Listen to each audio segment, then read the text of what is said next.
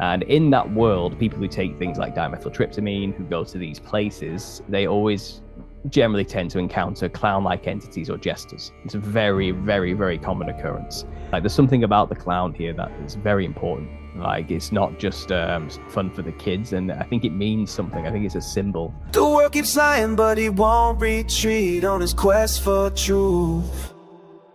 Yeah. Truth, quest for truth. They can't stop me, they can't block me. Moving through, got that fire, they can't block me. Quest for truth, breaking chains, making waves. That's what I do. When they hate, I create. Tell people what they should know about you before we get started. Yeah, my name's Paul. I run a YouTube channel called Understanding Conspiracy. I've had the channel since 2014. And my channel covers a lot of things, all things conspiracy. I'm what I call a scattershot conspiracy theorist more than anything. It's completely Christian based. I was born again in 2014, just after the channel was started, and I've been growing and learning in faith since then, and kind of getting involved in the conspiracy culture as much as I can, getting to know the people involved. And I'm mainly known for my own work on the Nephilim and the way they looked, and how cultures around the earth have venerated them, and the costumes they wear, and how we can get a common thread throughout those aesthetics and infer what the Nephilim may have looked like. And I think they would have looked like clowns. So that's kind of my shtick. That's been quite well known for. I have a book on that, which published a year ago. I've sold about 5,000 copies. I have a YouTube series, which was started in 2016 of the same name, which is very visual with 45 episodes in there, still going. I've, like I said, done about 50 podcast interviews on that subject alone. And that's kind of one area of my work. My channel also covers the conspiracy culture itself, how to deal with being a truther, learning things, waking up, the processes you go through, losing loved ones, trying to tell your friends and family, and that general journey, which I think we can all empathize with and have all kind of been through and made mistakes along the way. And I kind of wanted to make a series dedicated to helping people cope with that, and kind of, it's like a false therapy in a way. I'm not a therapist licensed whatsoever, but I have some tips to give just from some experience. So I have a series dedicated to that, and a podcast called The Truth of Therapy Sessions, which is every Sunday. And that's up to 107 episodes now, when I get guests on from different channels to kind of share their journey to waking up and the experiences they've kind of had, as well as just me venting every now and then about my own issues being in this game. You know what it's like. And I have call-in sessions with subscribers as well for them to tell their testimonies and journeys and stories too. And it's a bit of a solid community over there. That's a bit of fun I do every Wednesday. And other than that, I cover everything from spiritual warfare to current events. And I'm also known, a year ago, I had a stint where I was heavily focused on the Lil Season information as well. And I've kind of got well known for that. But I shifted focus from my channel about half a year ago to kind of leave that behind as a main topic of the channel. I was never supposed to be like a Little Season channel. It was just one of the conspiracies I was trying to understand. You know what I mean? So I kind of got deep into it. And I think I've got a body of work on that now. I understand it. I get what it's all about. And it's there for people to go and look at if they want to kind of like see what all the arguments are for that whole thing. And right now I'm just going back to the spiritual warfare stuff and concentrating on getting the second book written for the Nephilim Like Clowns. So that's kind of me in a nutshell. Summarize very quickly there. Yeah, that's awesome, man. I know that that's where I had heard you from, is the Nephilim Look Like Clowns. And I've been in the conspiracy world for a while too. And I would have to say that you're probably one of the first people that I've seen kind of hone in on that side of it. I do remember reading about Patagonia. I remember seeing them talking about like a painted up type Nephilim giant that they saw. But I'm super curious in that research and why, all that. I haven't read your book, and I need to. I'm going to read your book after I interview you. But there's other things too. I know the Satan's Little Season. I actually had JT Follows JC on not too long ago to talk about that. And so like I'm into all kinds of conspiracies as well. I mean, this is what I've been doing, and I even have a conference called SpiracyCon. Next year will be our second year. We'll have to have you there since you're about the conspiracies, man. We'll have to do it. But I'm curious. We'll see if you can afford the plane ticket from the UK. We'll see, but right now that's not something I can fork out for, unfortunately. But we'll see. Who knows? Yeah, who knows by then? Who knows what the future holds? Conspiracy world, isn't it? Absolutely. Yeah. I know that like several people have listeners have been said, hey, you have to interview Paul Stobbs. You got to check him out. And so I was like, okay, well, let's do it. I've been wanting to interview you anyway. So the Nephilim Look Like Clowns, the book, it looks like it's behind your right shoulder back there. It looks like the cover for the book there. Yeah, this one right here. Yeah. And so when I hear that, I'm thinking like clowns are creepy. They are very, very creepy, no doubt. But tell me about your research into this Nephilim looking like clowns. Sure. So I know first of all, I know what it sounds like. I'm not stupid. I know from the get-go it sounds absolutely insane, and most people who are Christians would say the Nephilim did not look like clowns. The Bible doesn't say that, So what are you talking about? Um, but trust me, I didn't realize when I started this just how much stuff would start flooding out when I just started like digging under the ground. It exploded with information, and it turns out this is actually something that's not actually very well hidden. It's kind of been there the entire time, and it's one of those things that kind of once you see it, you can't really unsee it. So first of all, I want to preface by saying I don't care about clowns. I'm not like a clown enthusiast or anything. I'm not like a juggalo. I don't have posters, or I wasn't like obsessed with the Joker or something when it was, I just don't care. It's just not a thing for me. Like I'm very passive about clowns or clown history. It's based on the idea that the Book of Enoch, the Watchers who mated with human women, primarily whenever you've seen a presentation in the past, let's say Rob Skiba, classic in the game, he would always show a lineup of giants next to a normal human getting bigger and bigger and bigger. And the example he would always use is something like a tanned, long, dreadlocked, brown-haired, muscular Conan the Barbarian loincloth wearing looking beast man with a club or something like this. But it looked very human, and that never sat right with me. Like I don't think when you mix an angel with a human, you get something that looks human as a result. Not even close, to be honest. When you look at the description of the angels in the Bible, like Ezekiel's vision, or then if you even just consider what a seraphim actually is, a fiery flying serpent. So I would say that is a dragon. I think Gary Wayne made a fantastic case for all of that. And what the dragons actually are and how they are worth some of the angels that took part in this 200 watchers who mated with human women. And I think when you mix something like a dragon with a human, you would get something that looks like a clown, basically, by our standards. So that's the rough reasoning behind, first of all, the way they look. But also what we do, we explore things like the psychedelic experience, which is the world I kind of came from before I was born again. And in that world, people who take things like dimethyltryptamine, who go to these places, they always generally tend to encounter clown-like entities or jesters. It's a very, very, very common occurrence. And I myself, 2 years sober, when leaving all that behind after being born again and giving myself to Christ, I had a vision where I ended up going back to the DMT realm, and I did see one for myself. So I kind of know they're there. You give it to me. I've got that personal experience, and I know there's thousands of millions of people who probably have already contacted these things on the other side.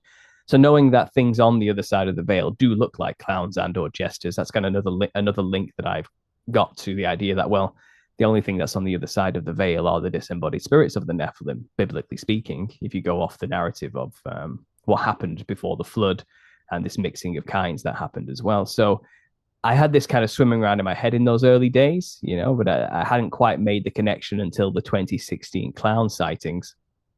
And when I saw national and international news in the Western speaking world, the English speaking world, the Anglosphere, shall we say, on every continent from Australia to Europe to Canada to North and South America, North America, they were all having this problem of people dressing like clowns running around, scaring people. And it became like a mass hysteria event.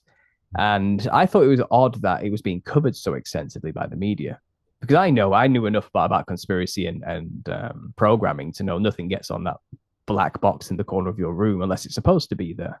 Everything's a message and a symbol to these people. So just real quick, let me interject 1 second. No, 1 second here too, real quick, because I just the whole clown idea. Every year around Halloween, the clowns are, they always have stories about the clowns. There's a clown they've cited here, and they really hype this clown idea up. And I'm sure you're going to talk about this, but I'm so curious as now to who invented the clown? Why do they talk about clowns and all that? But I'll let you keep going. I just wanted to interject at this time of year, the clown thing is used in a major way to put fear and terrify people in the cities. I know it has been in our city every year. There's like stories of clowns running around terrorizing people and stuff. So It's interesting. actually happened in the 80s as well. It's happened before. It's not actually a new phenomena. The clown sightings in 2016, it had already happened, I think, in 1986, I think it was, in the Boston area, Massachusetts. And I think that's where the first kind of event like this happened. But obviously, because we didn't have like smartphones then, and it was more of a I don't know, it's word of mouth spread the fear more than anything, and Mhm. local news stations kind of covered it, but briefly, and obviously newspaper articles did, but it did spread across the country quite far. But there was stories of men dressed like clowns with vans trying to get children into the van. That was happening quite a lot as well, and that caused a mass panic. The phones were ringing off the hook for all the police stations about seeing these clowns everywhere. So it Mhm. has kind of happened before. But when I did see this in 2016, that got the cogs turning. It's like there's something about the clown here that is very important. Like it's not just fun for the kids, and I think it means something. I think it's a symbol, and I Yeah. think the initiated into these secret societies probably know something about it that we don't. So I kind of just went off that premise with this idea in my head that, well, if people see jesters when taking DMT, This cream actually penetrates all 7 layers of your skin to eliminate pain. I put this on my carpal tunnel wrist the other day. I was out jet skiing with friends. I was gripping on the whole time. My wife was driving, so I'm gripping, trying not to fall down, and I'm also gripping the gas when I drove. And my wrist hurt so bad that I couldn't sleep. And I grabbed this, and I was like, this is probably not going to work. I just didn't understand really that it would, but I put it on my wrist and the pain was gone within 5 minutes.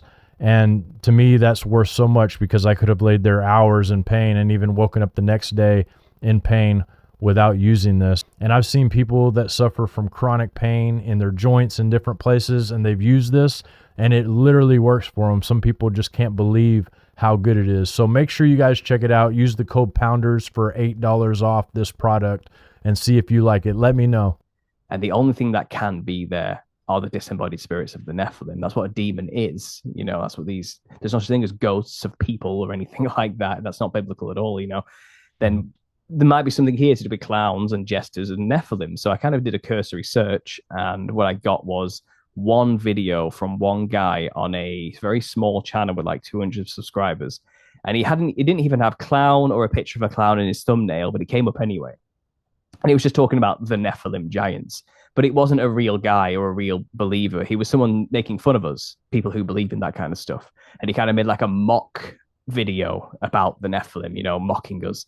And he was like, Yeah. the Nephilim had white skin and red hair. And there's only one explanation. They were interdimensional killer clowns from out of space. And he showed like the picture from the movie. And obviously, again, he was having a laugh. He was just making fun of us. But I thought like, okay, so there is something to do with white skin, red hair, clowns, and all this type of thing. And the Nephilim did have these features. That's like the base of a clown, red hair and white skin. That's like you map onto that anything else you want to add, but that's the base. So okay, so maybe there is something here. And like I said, it took 8 years from that day of making my first video on the idea, and the information just kept coming and coming and coming. So then what I started to do was branch out into other cultures around the earth that don't have a biblical history to the mythos. So just looking at every continent and looking what other religions believe and what kind of they say about the Nephilim and how they depict them. And I started to see a pattern emerge. You get primarily what we call ancestor spirit worship cultures. And there's quite a lot of them on every continent, from India to Australia to Asia to America, North and South to Britain as well, and to the whole of Europe. It's everywhere. It's literally everywhere. A lot of Africa as well. And obviously there's a huge Christian nation in a lot of these places, but you get these old subculture traditions of the original peoples, that kind of maintained within that region. They're usually a very small percentage of the population of each region, because Christianity did go quite far and take over a lot of places, for good reason, because it's the truth. But in some of these practicing cultures that still do these old traditions that are like thousands of years old, passed down orally through generation after generation after generation, you find they all dress the same to venerate, channel, or scare away spirits. And they all have their own reasons. It's called apotropaic, if you dress like something to scare it away. And that's a very common practice. That's what kind of Samhain is kind of based upon, or Halloween's based upon. have we do today. You dress like demons to scare demons away for winter or to have a good harvest or not to affect the ritual. You mimic a demon so it thinks that region has been claimed already, so it stays away, warding away bad spirits. But then other people, most cultures, that's actually quite rare. Most cultures who dress like spirits want to be possessed by them. So it's a method to create a mirror something that is in the spirit realm. And again, this is the most common practice. This is why most cultures in these ancestor spirit worship cultures dress in these colorful costumes. It's to let the demon into them. And then there's a deal that gets made. So you give me the strength of 10 men, and I will eat, drink, kill, whatever you want me to do. So you can feel that experience again. Because the Nephilim are disembodied. They don't have a body. They are wandering in dry places as described by Jesus, and they're seeking rest in you. Wherever they can get into you, they'll get into you, and you can get a legion inside of you if you allow it. These things want to reside in a body because it gives them peace. Because I've been to the DMT realm. Thank God we get to come back after like 10 minutes. I could not imagine an eternity there. As far as I can say, those demons are in a state of perpetual hell living there, being stuck in that realm. And I think the whole game for a demon is to get into a body. And these people who dress like them, mirror them, let them in their body and let them use their body. It's like a transaction. So you can use my nose, mouth, ears, tongue, fingers, everything about my body to feel things again, to taste things again, to smell things again, to satiate those hungers and thirsts you have that you can't satisfy because you don't have a body anymore. But I want something in return. And that's usually the deal. And there's many cultures who do this for many reasons, be it power or information. That's why people do this. And the costumes worn by all these cultures, and again, on my channel, I have a whole series going through different continents, different cultures all over the earth, kind of showing the same pattern emerge.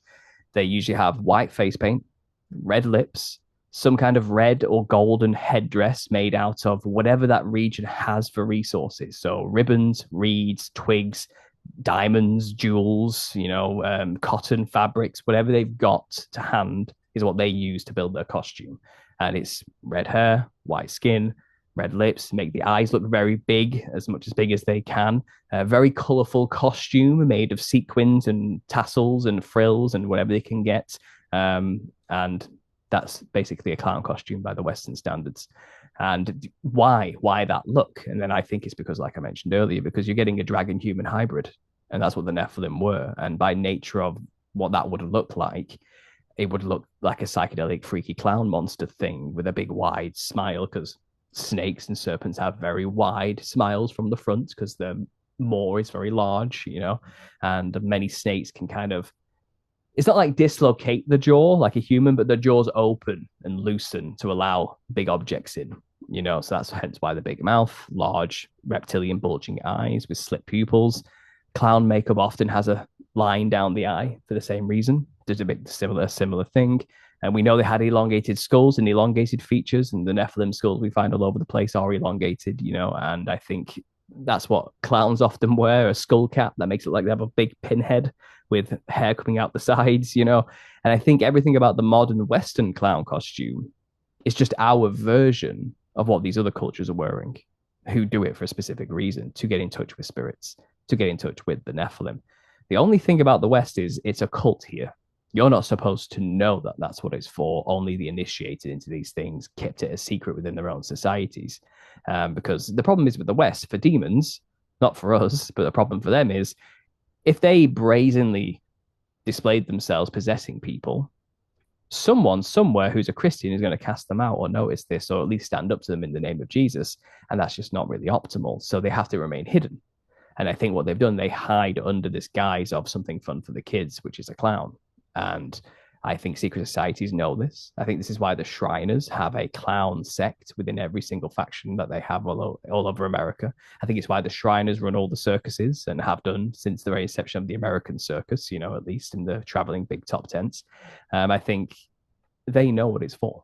And I think the secret to like the music industry, for example, is not to have talent, but it's to dress like a psychedelic clown monster with pale white skin and red hair, and you're going to be elevated. The spotlight's going to be put on you. You will get fame, power, and fortune because they want people who look like that to be idols for other young, impressionable artists to copy to make more channels for the Nephilim to get through to our realm. And if people idolize pop artists who look this way, then they'll dress like them, which again opens up more channels into the civilization. Halloween, there's always a popularization of the Joker or a reboot of It or something like this, or a clown serial killer of some kind or something like that. And it's always a new one, it's always a reboot, for the next generation to dress like a clown for Halloween, when the veil is supposedly thinnest between the spirit realm and the physical realm, according to Celtic tradition. And I think this is all done on purpose. I think this is true spiritual warfare. And we in the West are very secularized. God got removed from the equation a long time ago, according to us, even though that's complete nonsense. And as a result, we don't think there's any consequences to dressing like something. We don't see a connection to having to anything spiritual. So we don't believe that. We think it's superstition to think that dressing like something has an impact like that, because people don't believe in the spirit realm, in the West primarily, unless you're a Christian who's usually not dabbling in that kind of thing anyway. So there's a disconnect there, isn't there? I think most Christians wouldn't even think or realize just the extent of the dangers of dressing like certain things and what that could mean to the spirits on the other side of the veil who were just waiting for you to create that kind of channel. But I think the secret societies who had a hand in creating the clown costume as we know it today, and we'll get into that, they know exactly what they're doing. So before I continue and explain the clown costume history, I saw you taking notes. So is there anything you want to kind of prod and discuss before we go on? Yeah, absolutely. I was, you were talking about the DMT creatures and all that. I was working on a DMT documentary a few years back, and I remember Joe Rogan saying that when he went into his trip, there was these gestures that were like making fun of him while he was there. It was almost like they were the clowns, the comedian gestures or whatever, kind of like making fun of him. And that was interesting to me because I've heard several people that have been on DMT talk about something like a clown as well, like a gesture almost. And you mentioned the Shriners. Of course, they do the big clown circus every year, the Shriner Circus. They even have an order of the gestures, which I'm sure you're familiar with. But from what I understand, there's a lot of deviance within that particular order, even more than what may be in the others. And so that's interesting with the Shriners and all that. And also John Wayne Gacy, this guy was a clown, right? I mean, am I right? He was a clown, but he was also a pretty important person in the community.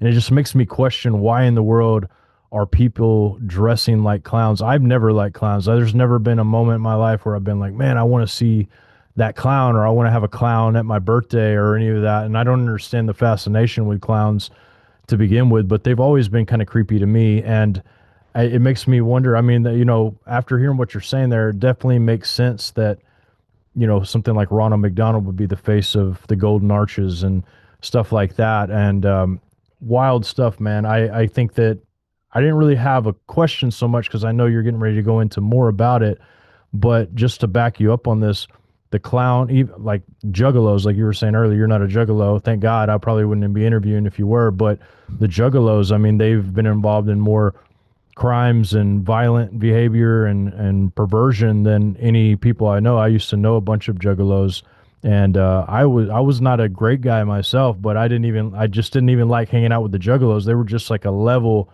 beyond where I was ever willing to go or even think about going. That's how far these guys would go with disgusting behavior, I would say, is the main thing. Well, the Juggalos as well. Every year at Halloween, the two main lead singers put on a party or a show at a Freemason lodge. Funnily enough, every year at Halloween. Wow, I didn't know that. And before they were famous, they weren't the Insane Clown Posse. They were the Inner City Posse or something like that. And I think they were very unsuccessful until they started to dress like a clown.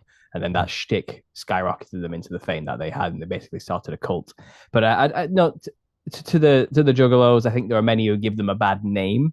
I think a lot of them are poor people from impoverished areas of America, let's say, who working class, primarily. And I think they are looking for a sense of identity and belonging, and often that kind of thing is given that that. So I don't think many of them are all evil, but certainly I think some of them do play into the extremes because the lyrics are about hatchet men slicing people up. You know what I mean? So it can. I think some of them take it seriously. Some of them think it's like a funny joke or a metaphor, and I think it gets a bit blurred of like, are they all bad? And also some of them just kind of looking for that sense of belonging. And I would Yeah. say many of them are ignorant of what I've just said. They don't have a clue that what they're doing is any way spiritually impactful to them. You know, or that I'll yeah. they're letting in demons. Or I think they just think it's community primarily. You know, because Yeah. I've had a lot of juggalos reach out. You know, and some of them seem pretty down to earth. Some of them seem completely unhinged. It's a bit of this, it's a bit of that. You know, so I think that's just humans. Unfortunately, I think that's just people in general. So I don't want to just put it down to the clown costume necessarily. But for another example, yeah, John Wayne Gacy, a fascinating example, and I do a case study in my second book on him. He only started dressing like a clown halfway through his spree. He didn't actually begin dressing like a clown. It turns out he is a member of the Moose Lodge, I think, in his region, and I think it was Chicago. I think is where he's based, and he that is a Freemasonic lodge at the end of the day. And he was only about a half-hour drive away from his local Royal Order of the Jesters faction, and he's only about an hour and a half drive to Indianapolis, where the headquarters of the Royal Order of the Jesters are. He was caught by two federal agents in a conversation talking to two men who were basically human traffickers, worried they were about to get caught. And it turns out he was involved in human trafficking as well, and that's where some of his young male victims came from. He's supposed to kill 33 young men right there in the name, you know. And I think it's odd that when he was very connected with like local politics. He was in charge of the lighting in the city as well at one point, you know. And I think Chamber of Commerce too, right? Yeah, he was the yeah, head I of think he was seen yeah. wearing the Secret Service ring as well with an S on it. So he was well connected in politics and of the area, and it seems like halfway through his killing spree and human trafficking spree, which is not really talked about, but it seems like that was going on. He began to dress like a clown. So I think he discovered sooner or later that there's a connection there, and it helps him communicate with demons and in some way facilitate what he's doing more in, or I don't know what, but he figured something out, or maybe he was informed by the jesters he was working with in human trafficking, and maybe that's when he adopted the method of dressing like a clown to gain more power and influence or something. I don't know, a contract with a demon of some kind. Because the Royal Order of the Jesters, yes, have been caught human trafficking. There's FBI records you can go and find, and I've got them all in the Really? book. And all the money the Shriners earn from the circuses, which is supposed to go to the hospitals for sick children, where they offer free healthcare for like minor illnesses and diseases. Turns out somebody did some studies. I think she's called Sandy Frost. She wrote a book called Vampires of Charity, and she basically is consistently like exposing all of their tax returns, like all the time, and following where the money's going, and none of it's going to the hospitals. There was two whistleblowers who exposed everything that was going on there, how terrible it actually is. The Jesters have shut down all their bulletin boards and websites and everything like that as a damage control. You can't find anything on them now. But yeah, what they were caught doing and what they're doing with taxpayers' money at the end of the day as well. They're not paying tax. You know, she showed it all. It's really, yeah, it's just funny because they can't even like. She's actually technically correct, so they don't come after because it would just shed a spotlight on it all. You know, it's Right. tax avoidance at its finest and borderline tax evasion. You know, which is a slight difference, but she's basically saying they're corrupt as hell, every single one of them. And that money you donate to the hospitals does not go to the hospitals. It goes towards funding these horrible events. And yeah, it is odd, isn't it? Why is it a step above Freemasonry is the Shriners? First of all, the Shriners, you know, are supposed to be a Muslim themed, Arabic themed order of the Fraternal Brotherhood, but they seem to have Western clowns within every single faction. It just seems such an odd, disparate mix, doesn't it? Why are they in charge of circuses of all things, you know? Mm-hmm. But then when you understand the method that they're actually doing here, these are occult practitioners at the end of the day, and I think they are intimately linked and communicating with the disembodied spirits of the Nephilim on a daily basis. But it's no secret in our community, you know, that's what they're really doing. This is Mystery Babylon. This is Mystery Wisdom schools masquerading as a faux Christianity or Luciferianism in some way, you know. And Albert Pike himself admits it. We know that's what it really is. So I'm not surprised that they are using this costume as a means to communicate with probably entities they work with, they're in business with, you know. And I think secret societies are physical foot soldiers for the spiritual war that we're in, and I think they answer to the Nephilim in the other realm. And I think the Nephilim answer to their fathers, the angels, and those angels answer to their master, you know, and I think it goes up and up and up in like a hierarchy of a military regime. There's generals and there's privates, you know, and I think the secret societies, the humans, are like the lowest rung of the ladder in the spiritual war when actually gets down to it, you know, where they think they're so great, but they're nothing to these monsters, you know. But I think they use the costume to communicate with them. I think that's their method. That's how they get in touch with and get messages, probably. And then a step above shrining, you can be invited, only invited. You can't ask to be a member of the Royal Order of the Jesters. Why is being a jester the pinnacle of Freemasonry? That's such an odd symbol until you realize it represents the very things that they venerate and worship and idolize and work with. So it's kind of like getting to their level in a sense. Do you get what I mean? And when you get up to there, it is pure depravity. And why wouldn't it be when that's what the demons want in exchange for power, money, and influence and fame and the rest of it? It's a tale as old as time itself, really. That's what it's always been like. You'll be as gods, you know, just do this thing for me, or say this thing, or drink this thing, or eat this thing. You know, it's always the same message from these snakes, you know, these dragons, these serpents. So I'm not surprised that that's what is involved with Freemasonry. So I think I touched on everything you kind of mentioned there. And yes, to come back to it, children do not like clowns. Like 1 in 50 maybe, but they're not the norm. They're the outlier. Okay. So why do we market them to children? Well, it's a good mask. It's a good cover, isn't it? But realistically, people do not like clowns. Not at all. I agree. And I think also it might be worth mentioning that they are kind of in the game of inspiring young people and more people to dress that way too. So in 2023, I think it was, there was L's Fashion Week, and it's like a big gathering of catwalks in Europe, you know what I mean, to showcase fashionistas and designers and stuff. And clown core was the theme in 2023, and they're saying this is going to be the latest trend. This is what everyone's going to start dressing in clown-like clothing and fashion. And what you saw on the runway was absolutely ridiculous, but what trickles into the outlet stores a year or so later is like a watered-down version. But they are literally trying to dress people like clowns now, is what I'm trying to say. And we have to wonder why. When you consider my work, it raises an eyebrow too. You know, it's not actually as fun as you think it is. And there is a popular trend in younger generations called clowncore, where they do dress like a clown, maximalist clown fashion, as a legitimate fashion choice, just to go out walking around in the street in, you know. And that got very popular on TikTok, and this little underground subculture. And you'll find, I actually made an episode about this. I think it's episode 43 or 44, but it's specifically about just the last decade alone of clown media, of what they've done to us.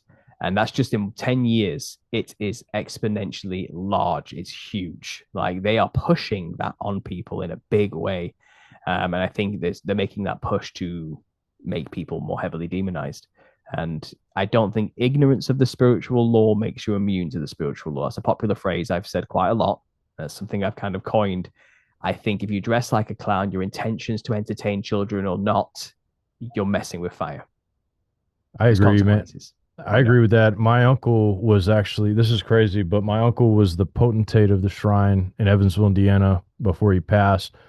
And he was a member of the Order of Gestures.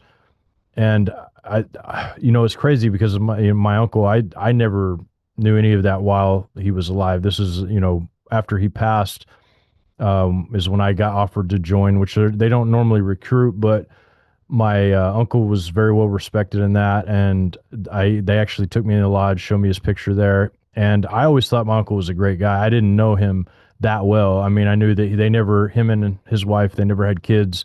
They would, travel a lot, and they were well thought of in the community, like super well thought of. And I had no idea. So I'm thinking, oh, this is all just fun and games or whatever. Well, I almost joined, and this conversation may not be happening had I done that, but thankfully I came across a video. And the weird thing is, so too, when you say it is a higher order, you have to be a 3rd degree Freemason to join the Shriners. They were willing to bypass that because they were just going to let me go ahead and join and automatically have that membership just because of my uncle. Because I do have like a lot of family that in the past that was involved in that. I came across a video online of a man named William Schnoblin talking about Freemasonry, and after I heard that, I was like, oh man, if anything he's saying here is remotely true, like this is not what I want, right? Like in my mind, I was getting ready to join an organization that I could potentially have lots of business contacts and maybe not pay any interest on my loans. And it was going to be like kind of just a good business thing. But I don't think a lot of people realize what they're getting themselves into. And I'm wondering, I think that now looking back, if you're in the gestures, you probably do know. I always thought my uncle was a Christian dude, everything like that. But there's people that are joining these groups now that really just have no idea what they're getting themselves into. I almost joined without having any idea. I would have been a Shriner, and I would have no idea what I was actually getting myself into. I think they just assumed that I probably knew because my uncle was up in it. They probably like, well, this guy's a shoe-in. Let's get him in here. But I had no idea. Like, I literally had no idea. I think membership is waning of these old orders, to be honest. Yeah. I don't think it is what it used to be. I Yeah. think they are maybe stretching and doing more Breaking the recruitment rules. campaigns. Yeah. I think most people who are joining these days don't know what it's all about until they're too deep. And I think that's how they do it these days. And I think every organization like this has members that are useful idiots who really Mhm. genuinely think it's about charity and brotherhood and business contacts. And I think Yeah. that's, as far as they're concerned, they can be in the Freemasons their entire life, and that's all they ever saw. Mhm. That's all they ever understood. But I think when you get to higher levels, they're looking for people who, are they cool or are they not? It's that kind of thing. Like, Yeah. are they on our side or are they not on our side? And I think it's a certain type of person who wants to join an order that gets them ahead in the world. You know Mhm. what I mean? And I Yeah. think they're already getting members in who are looking for power, looking for influence, and maybe we Mhm. can use them. And usually that's when they get blackmail on them because they made them do that thing to get that money or get that position or something. And then I think many of them get too far in and then can't go back. And then they realize, Yeah. well, this is just who I am now. This is what I'm doing. And I've done some terrible things, and this is where I am, and this is my life now. So they own it, they go full into it. But Yeah. there's plenty of examples of ex-members who gain a conscience. And all those members who didn't really realize what it was all about, suddenly seeing like one of these parties I was mentioning and saying like, these men have wives at home. This is supposed to be a Christian. Like, what are you doing? And there is a man who did just that. And I've got it in the Mhm. book. And he literally naively sent a letter to the head of Shrining, like Shriners International, saying it's come to my attention that some of our brothers are doing this, having these orgies, you know what I mean, and cheating on their wives and doing things with each other and stuff like this. And he's just this big long letter about how this is not becoming of a Christian something. This is not what the brotherhood should be about. We should be doing this, blah, blah, blah. And then he got shut down massively. He got scrubbed, ignored, everything removed. You know what I mean? Like it's one of those. Yeah. But it was too late. I think that they didn't realize that when it's on the internet, it's permanent. There's no going back then, But they've all denied ever since. And he obviously was gobsmacked to realize they're all in on it. And it's kind of, he was so naive, he didn't realize. And he was I even knew they had orgy stuff, and I'll tell you why. But like when I was volunteering at this event and they had the building or whatever, I went in there to look for more chairs or something, and I'm seeing like this giant orgy going on between like some of the members and the other wives, and like pat swapping. It was like a big pineapple party going on up there. So I knew that some of that stuff probably went on at the time. But yeah, you're right. Some people have no idea. Like they're thinking they're getting into the Christian organization, and that's it, man. That's crazy. Yeah, well, there was two whistleblowers from within the Jesters who posted on bulletin boards, and so they were all they went questions. into the gestures before they even knew. That's wild. But yeah, so it does happen. But I think now they're extremely stringent about who they're letting in now because they don't want to let anything out. It just, secret societies are supposed to be secretive. It's in the name, and it really doesn't get any more secretive than the Jesters. Now, you cannot find out anything about what's going on with them anymore. But you do have these records from like 2008, 2010 of what they got caught for then before everything got shut down and removed and scrubbed and buried, and like articles removed and everything. And now it's closed doors. And I think they only recruit 13 people a year. And they have to I think they're extremely selective now, like extremely. It's the most exclusive club of Freemasonry, and that again appeals to a certain type of person. I need to be a jester. I need to Mhm. be up there in that club. Yeah. It's kind of, I think I'll do whatever it takes to get there. And they're looking for people who will do whatever it takes, because that's Yeah. what they're into. They're into the worst, darkest, most heinous things, and Yeah. they get away with it, and they use taxpayers' money to fund it all, And this is what I said. You can trace it all over. But again, I can't prove any of this. This is just me speculating, disclaimer. Like I'm Mhm. not saying names here necessarily because we don't know. We really Mhm. don't know. We just have these odd whistleblower events and court cases and FBI records of what happened and the punishment some of these sex traffickers got. And these were like judges, like Mhm. county sheriffs that got caught, and a judge and his clerk like got caught Yeah. trafficking prostitutes across nation lines up Mhm. into Canada.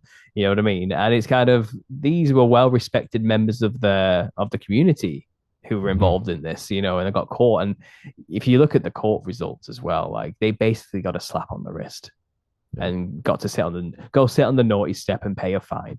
Yeah. They That's probably all got they another got. job. Yeah. They probably Yeah, got moved exactly. somewhere, made another job or whatever. And that's the way it always works, it seems like. It's crazy, man, to think that, the gestures first off is even a thing that is considered to be at that level because it seems stupid. You look at it from and maybe that's designed that way. You look at it from the outside, it's like, oh, just a bunch of old men, getting together, dressing like acting silly, dressing like clowns, and that's really all it is. But it's definitely deep when it comes to Mhm.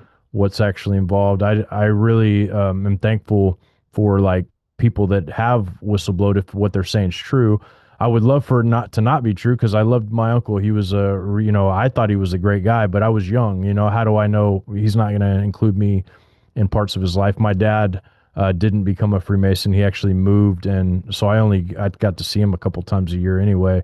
Mhm. And thankfully, I see a lot of trauma in certain parts of the families that are involved in these societies, and I want to be very careful because there are people that are in it that might be listening. Actually, some there's people that I know very well that are very, very, very high up in masonry, and I hope that they would respect me enough to know that like what we're saying here isn't trying to be inflammatory or defamation or anything. What we're trying to do is just kind of get to the bottom of a lot of this stuff because it's clear that our country has been there's people in it that would love to get everybody underneath blackmail, the whole nation under blackmail if they could. So I try to be careful about how I say it. Plus, I've never been a Mason. I've never been in the lodge. I've never, other than when they invited me in to try to get me to join, show me and my uncle's pictures and all that stuff. And I've never been in one of these, so I can't really speak like just like you. We don't know for sure, but we just know based off of information that people that have supposedly come out of it come forward and talk about, and also based off legal a law thing, something that was documented that actually happened. So we're not trying to be Oh that, yeah. but I'd love to hear your thoughts too, just before we wrap up, because the clown thing's fascinating. I'm going to put a link in here for your book so people can get it and check it out because I'm getting ready to buy it myself. Also, I wanted to talk about the Satan's Little Season thing because I had JT follows JC on not that long ago. He gave me a pretty good rundown of basically what the Satan's Little Season is all about, and I've been looking into it a lot myself. How does any of this tie into your Nephilim research? And if so, how? Well, yes and no. I wouldn't say you necessarily have to connect the two in any way. Demons have Okay. been a problem since before the flood, and they're going to remain a problem until the new heaven and earth. So if you want to slap in 1,000-year reign in between that time, anything like that, I don't think even if that was the case, and Christ had already reigned for 1,000 years, the demons were still here, but they were probably rendered completely ineffective and useless, and perhaps were practically just disconnected from humanity for 1,000 years, and were Hmm. just left to rot and go insane in that DMT realm with no one communicating with them anymore, possibly. But it does seem like even during that time on Earth, there were nations who were not following Christ, if you want to go off that theory. And they didn't get rain. They suffered drought because they didn't make the pilgrimages to New Jerusalem. And, the consequences of that were that those nations would suffer from drought. So, and Hmm. that's in Zechariah, I believe. Yeah. So there's, there may have been nations who were still communicating with them. You know, the China is called the land of the dragon, you know, and there's huge swaths of desert in that region. And there's deserts all over the earth. Perhaps that's where these nations were, these regions. And perhaps that's why there's something to be said for the demons wandering dry places. You know, maybe that's what it was really all about. So I think that I don't think there's a connection to my work, really. You know, you don't have to make one. I think it stands alone as just a spiritual warfare issue, primarily. You know, and we didn't even get into where actually the clown costume comes from, but there is let's do that instead, because we can do another Tartaria / Satan's Little Season show altogether. I just wondered, because I know that I had a guest on. He was Guy Anderson. I don't know if you're familiar with him or not. I've heard the name. Tesla and the Cabbage Patch Kids and all that. He's a Mason for like 20 years, and he was saying that he found documents that the Masons are actually part of the cover up of Tartaria.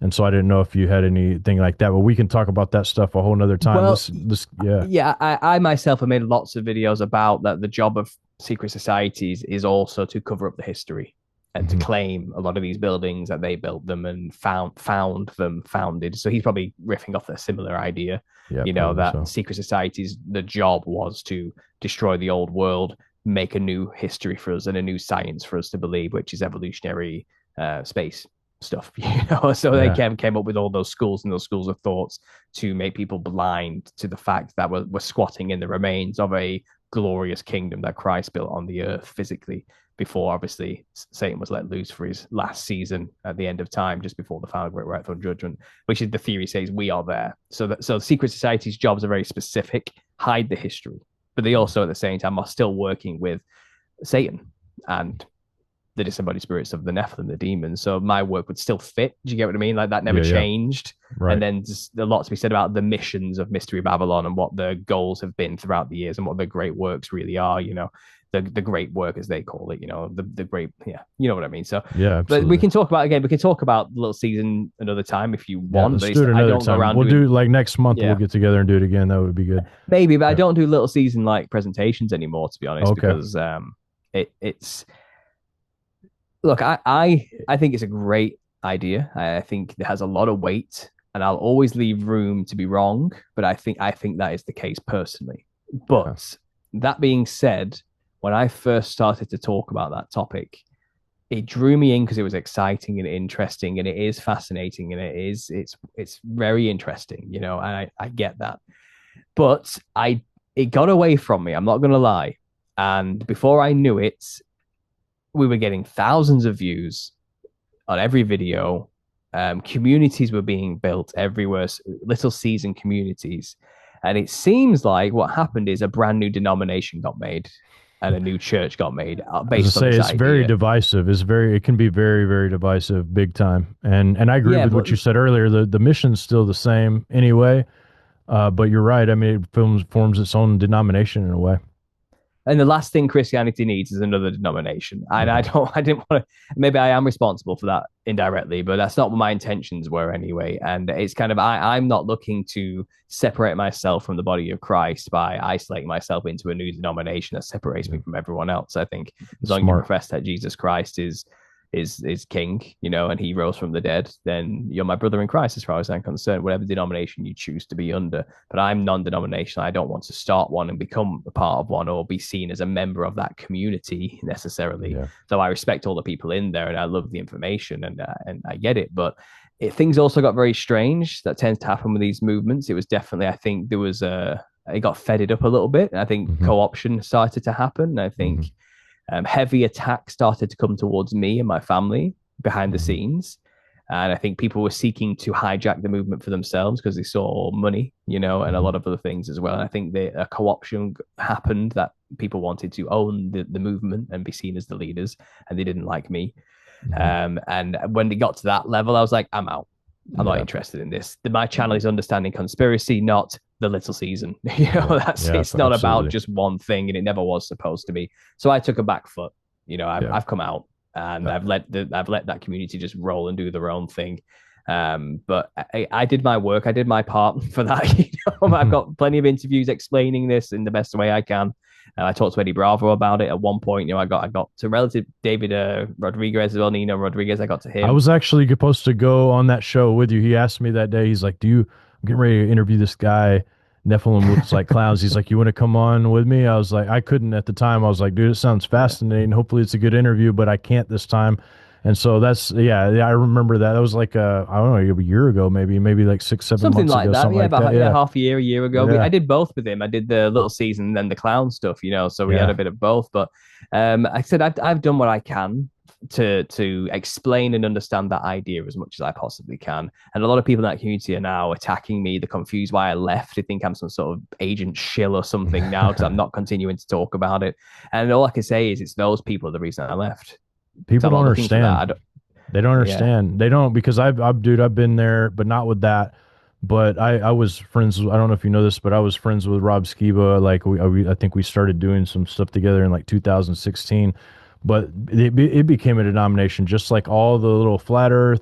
It was like a weird denomination. It was like a flat Earth Hebrew root something all mixed together as this denomination, and Yeah. it started co-opting and like you were talking about, and like people really wanted control of that, and it was becoming really, really like, in my opinion, it got infiltrated, and people really wanted to have their claws in that whole thing. And same with me, my family was getting a lot of spiritual warfare behind doors. There was just so much going on with that, and I agree with you. We have to be united, but it doesn't have to be about all these fringe topics. These fringe topics I think are important to talk about and think about. But if that's what unites you under the banner, it's going to ultimately be a horrible unification. It's not going to be right. It's not going to be what it's supposed to be. Yeah. And I like being able to get along with everybody. I mean, if you believe in Satan's little season, I have respect for you just like I do somebody that believes in whatever. Like if we can have a But you conversation. see, I started to see in the movement, the little season, that a lot of members of the little Caesar community don't have that respect for people who don't believe what they say. They And, don't. and for a while, that was my side. I was like, you're not giving us a good look here. What are you Mhm. doing? Why are you arguing with your brothers and sisters in Christ and literally like talking down to them like they're children because you Yeah. think you got some new knowledge that makes you better than them in some way? And that was happening, and arguments were happening, and the whole debate me thing started arising, and it's kind Yeah. of, this is not what we're supposed to be doing with each other as Christians. Like, this is not what this should have done to us. And it's kind of, tell your brothers and sisters about the idea and let them sit with it, but don't argue with them about it. Like, Yeah. this is not something that should be breaking us apart even further. And it just didn't sit right with me in the belly, right in the seat of the soul. You know what I mean? I could Yeah. feel something, a gut feeling about it. And I was like, this is not what I wanted. This is not what I intended. This is not what I want to be associated with or seen Mhm. as somebody who's a part of that attitude and that behavior. It's just not me. That's not who I am. And it's a shame, because even when you and David Carrico were talking about it, and obviously David went in on it, and he obviously didn't like the idea that a Jesuit kind of formed a preterist view. He hates the idea. Whereas me, I'm like, I'm like, man, it like seems like, I mean, it could be possible. I'm not gonna like go against it, but like I respect him. He's older than me and all that. But I would say I'm probably more open minded to most of that stuff. Mhm. But yeah, he went in on. Go ahead. I didn't mean to interrupt you. But people in our community were foaming at the mouth about that, Oh wow. and they wanted to attack, and they wanted to kind of like, it's like, oh, he doesn't really listen to our points and all this type of thing, and again, angry about this. And it's kind of, well, what did you expect? Like, Yeah. even if this is true, it goes against everything that most Christians have been taught their entire lives, and we have to be Yeah. sympathetic to that. We can't Yeah. expect them to just suddenly come to our side. And look, I don't like using the word because it was used against us quite a lot by Rise, the channel RSC, Mhm. that we were a cult. And he started Yeah. like comparing us to the NAR movement, the new Apostolic Reformation, is that what it's called? The Seven Yeah. Yeah. Mountains Yep. thing, and it's kind of like, we're nothing to do with that. We're literally just discussing the Bible says this here. We could Mhm. be those people. Somebody's got to live during that time. That's Yeah. basically our entire argument, summarized Yeah. very quickly. It's biblically grounded, and we could be those people. What if, But Mhm. a lot of people were calling us a cult.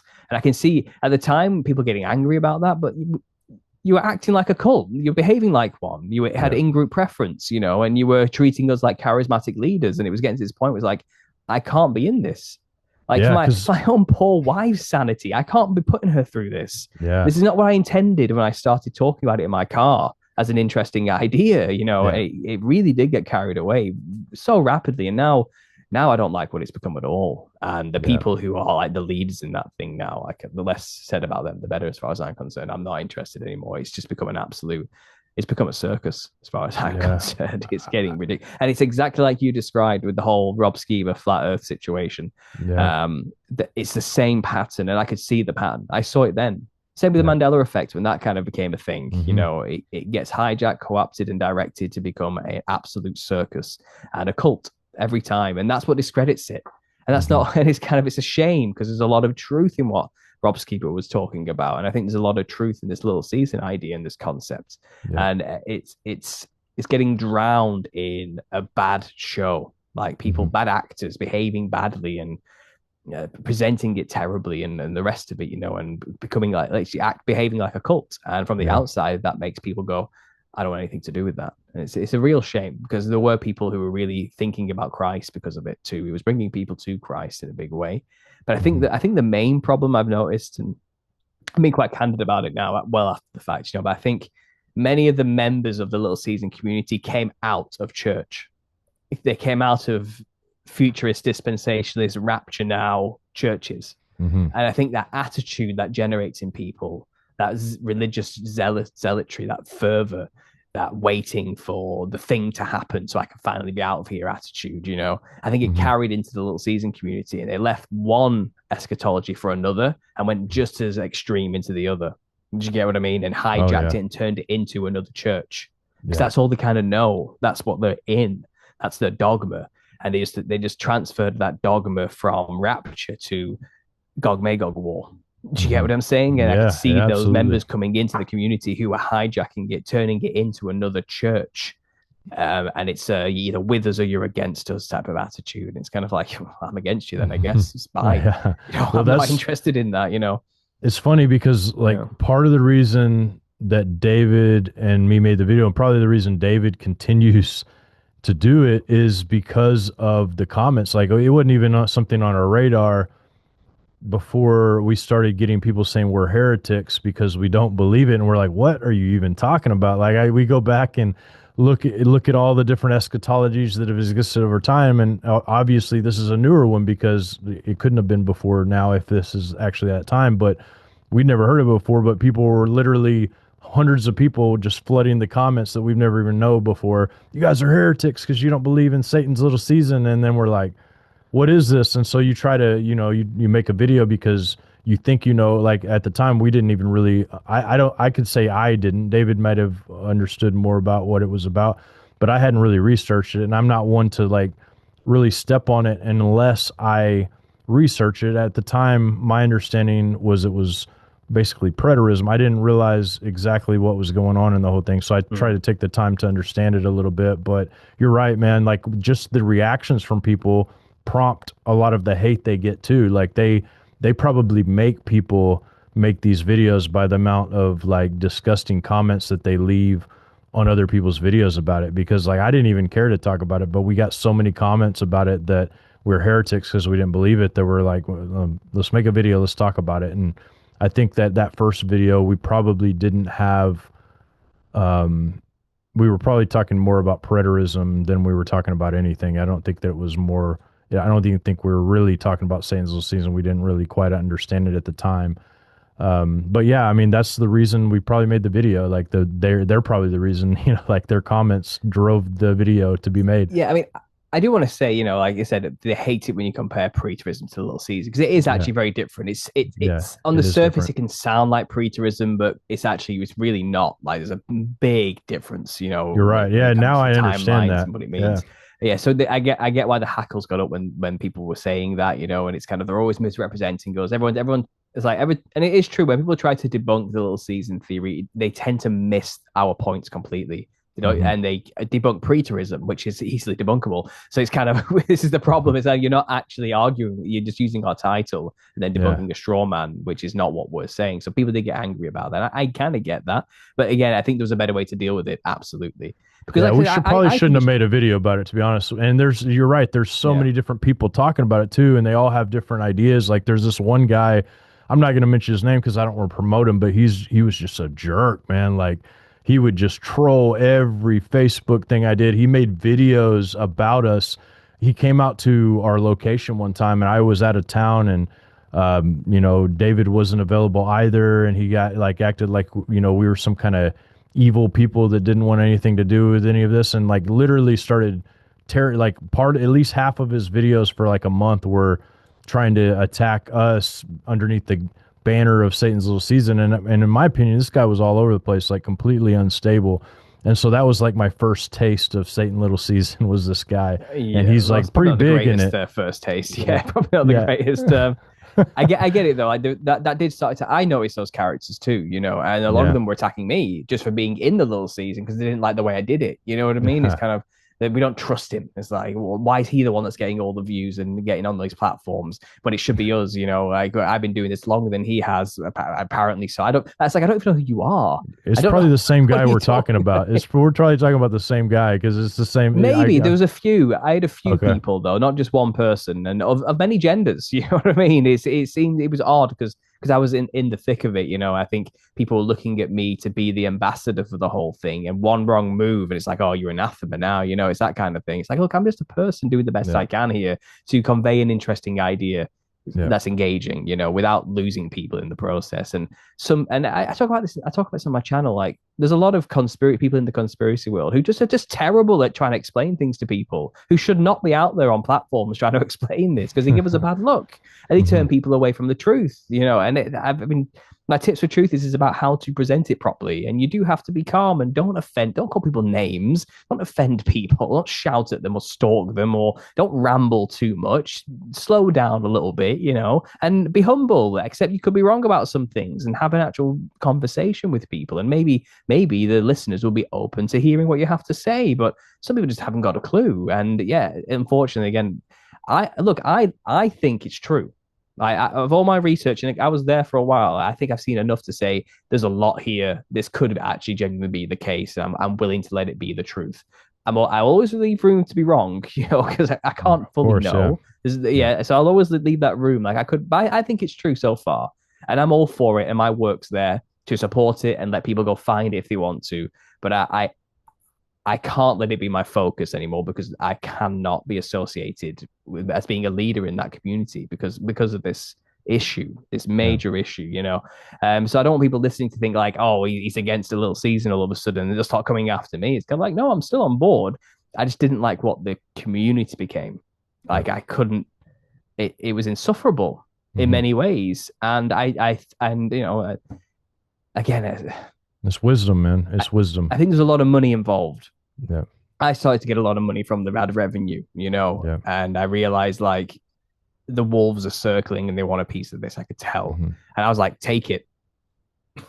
Yeah, This is wrong. Something's wrong about this now. Like I'm not interested in this. yeah. And I think a lot of people got into it to Hmm. get on like to ride the gravy train. I think that started to happen as well. Unfortunately, then it's kind of like, look, it's just Yeah, I don't want that money. I don't want that kind yeah, of money. I don't want to be involved in that. Like this is not what my channel was supposed to be, but it became too focused on it to the point where everything else was suffering. I wasn't talking about anything else, and it's kind of this is not what I want to do for the rest of my life. This is I yeah. want to keep it.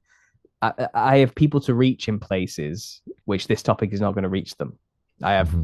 people who are suffering from spiritual warfare issues that need to hear something relatable to them, and that's what Yeah, my channel was supposed to be. So, like I said, that's where I am now with it. And if you want to hear a presentation, go and watch one of the ones I've already done. But that's kind of me done with the little season. I've made promises that I'm just not going to be that guy anymore. I'm not I going to don't be the blame you. guy. And I get people asking me, when are you going to start talking about it again? It's like they're baiting me to come back in. And I don't trust it. To be honest, I don't trust it. I can't trust it Yeah, as far as I can throw it. I feel like something's being set up big in that movement now for it to fall in a big way. And I don't want to be there when it collapses. I don't want to be there the day that all comes crumbling down. like around, because I feel like a lot of people are going to be ruined as a result of whatever's coming in that movement. Like I said, It's I think it's wise. been fed up. I think it's been co-opted. I think it's being controlled, and I think it's going towards a big explosive. I think it's possible like something could happen where they're going to be used as a scapegoat for something else. Like I don't want to be there when that happens, and I hope the people in that community are very well aware of just what they're involved with, like what's going on. Like it's not what it seems in many ways. It really isn't. But that is to say the information is wrong. It's the people who have got control of the information that's the problem now. Like, and that's what Yeah. always happens. That's Hmm. how this always goes down in like a conspiracy topic. And like I said, that's just my friendly warning from somebody who knows what they're talking about. Like Yeah. that's what it is. And I never wanted to separate myself from the rest of the body of Christ over eschatology. That's Yeah. not that's a bad idea. So And they there's would, my summary on it. yeah, and they would call you controlled opposition. As they call me, controlled opposition. Anytime anybody is good at what they do, they call them controlled opposition. But I think the people calling the people controlled opposition might actually be the ones that are the ones who are controlled, because it's apparent to me that like you said, every movement has a element of that once it starts growing. As soon as it starts growing, boom, send them in. That we gotta make it happen. Or they could have been some of the ones that were some of the first people there to try to like kick that off so that they aren't as trackable. I don't know how it works. I've never gotten a check from anybody telling me to talk about this or that. I've had people try to give me things to talk about specific topics, which is interesting. There's several I can tell you off air some of the topics that I've been offered money to take and run with. Satan's Little Season's not one of them, but there's been a couple.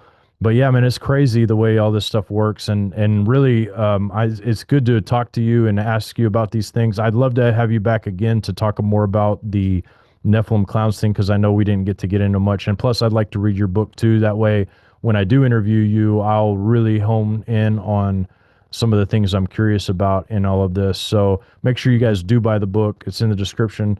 Paul, tell us where they can find your YouTube channel or whatever link that you would like to send them to.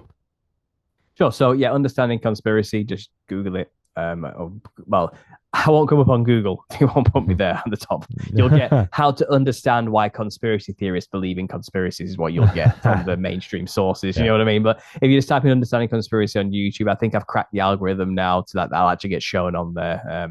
I did just hit 110,000 subscribers recently, so that's kind congrats, man.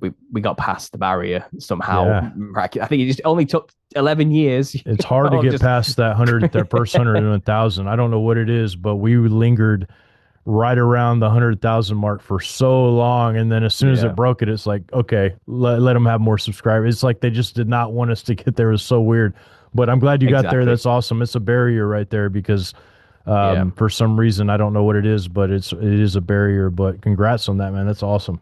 Thanks. It's like you said, it came to like a very slow snail's pace, that last 10,000. Yeah. I don't know what happened. It just suddenly plummeted, But everybody, man. You're not the only one. Yeah. There's like 5 other people that I know the same thing.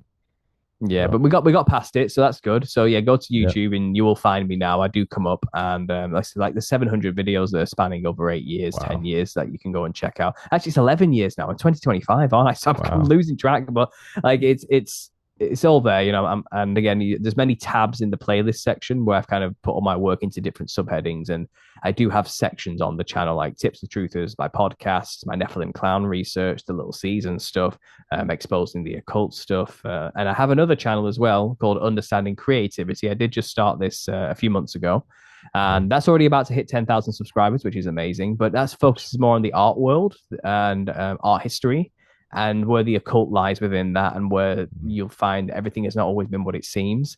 And also we talk about the degradation of modern art and how that's a part of the agenda too, and just beauty standards being destroyed and the rest of it. So that's kind of a side project of mine. If you're interested, go check that out. We have a great series on there of lectures from an Australian art historian, Susan, and she's wonderful, and she's been coming on doing presentations. Just I've learned so much myself as an art student just listening to her go on about these artists and their connections to things like MK Ultra, and assassinations, and what they really meant by the artwork they were creating, their associations with secret societies and the occult. It's really, really, really interesting stuff. So check out that channel as well. Understanding Conspiracy, Understanding Creativity. And if you want a book, it's all on Amazon. And it comes in every format: Kindle, hardcover, paperback. And I did just release not long ago an audiobook. So you can get it as well on Kindle. What's it on? It's on Audible. There we go. It's all on one thing. And you can get it all just from the main Amazon Nephilim Look Like Clowns page. It's all there for you to select from. And that's it. That's where you find me. Guys, thank you so much. Hit the subscribe button, hit the like button, and make sure you guys share this with all your friends, because we're going to come back and we're going to do it again every week. So thank you guys so much. We'll see you guys next time. The world keeps lying, but he won't retreat on his quest for truth. Yeah. Truth, quest for truth. They can't stop me, they can't block me. Moving through, got that fire, they can't block me. Quest for truth, breaking chains, making waves.